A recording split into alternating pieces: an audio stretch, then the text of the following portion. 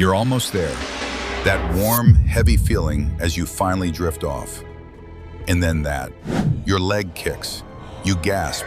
Your heart is suddenly pounding like you just stepped off a ledge, except you're lying perfectly still in your bed. You just felt yourself fall off a cliff that doesn't exist. Almost everyone has felt this. And by the end of this video, you'll know exactly why your brain does it, and why the answer might be a reflex that's over 20 million years old. It's called a hypnic jerk, sometimes a quote-unquote sleep start. And if you get them, you are in very good company. Studies suggest up to 70% of people experience them. You know the feeling, the sudden falling, the misstep on a staircase that isn't there. Sometimes a quick flash of a dream image, right as your body snaps back to life. It feels dramatic. It feels like something went wrong. But here's the strange part, nothing did. So what's actually happening in there? To understand the jerk, you have to understand the handoff. Falling asleep isn't a switch you flip. It's a transition. Your brain slowly handing control from the systems that keep you awake and alert to the systems that shut your body down for the night. As that happens, your muscles start to go limp. Your breathing slows. Your body is powering down for sleep. But sometimes during that handoff, the wires cross. The system that's switching off and the system that's switching on overlap for just a fraction of a second and misfire. The result is a single involuntary burst of muscle activity, a jerk. Your whole body flinches at once. And here's where it gets interesting. Your brain, which is still half awake, feels that sudden movement and scrambles to explain it. Why am I moving? Why did that happen? And sometimes, to make sense of it, your brain invents a reason. It generates a split-second dream of falling to match the sensation your body just felt.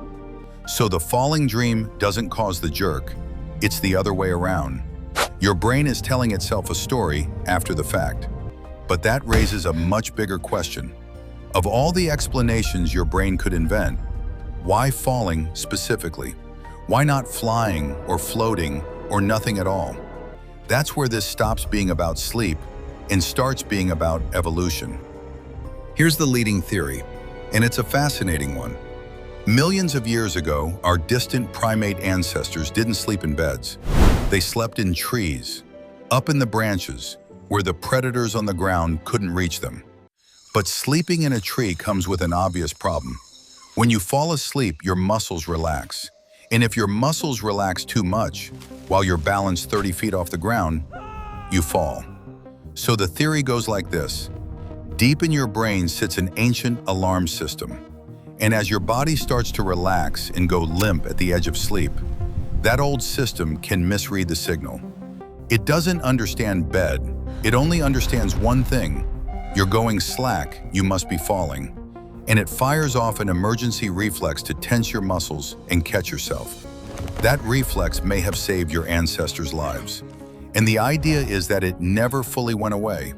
Every time you feel that jolt as you drift off, you might be watching a 20 million year old survival instinct fire in a body that no longer needs it. Now, I want to be straight with you. This is the leading theory, not settled fact. Sleep scientists are still debating exactly why hypnic jerks happen. But that connection, a reflex from a time when falling asleep could mean literally falling, is a genuinely compelling explanation for why the sensation is almost always the same, dropping. So if this is just your brain misfiring at the edge of sleep, can you make it happen more? Turns out, yes. A few things are known to crank up hypnic jerks. Caffeine and other stimulants, especially late in the day. Stress and anxiety. A wired-up nervous system doesn't power down cleanly. Sleep deprivation. Ironically, the more exhausted you are, the harder your brain slams into sleep, and the more likely it misfires. And intense exercise too close to bedtime. Notice a pattern? Everything that keeps your brain revved up when it's trying to shut down makes the crossed wires more likely. But here's the reassuring part, and it's important. Hypnic jerks are completely harmless. They are not a seizure. They are not a sign that something is wrong with you. They're one of the most normal things a human body does. The only time it's worth mentioning to a doctor is if they're so frequent and violent that they're wrecking your sleep night after night. For the other 99% of us, it's just your brain being a little clumsy at the doorway to sleep. And if you want fewer of them, the fix is simple.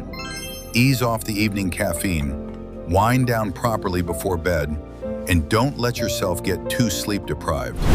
Give your brain a calm, gradual handoff, and the wires are far less likely to cross.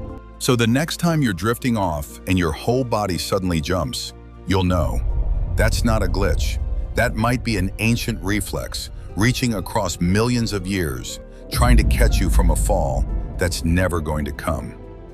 But the hypnic jerk is only one of the strange things your brain does at the border of sleep. Because there's another one that's far more terrifying, where you wake up, fully awake, and discover you cannot move at all. I explain exactly why that happens right here. Go watch it next. And I've got to know, have you ever felt the falling one? Drop it in the comments. I read them. Thank you for staying to the end.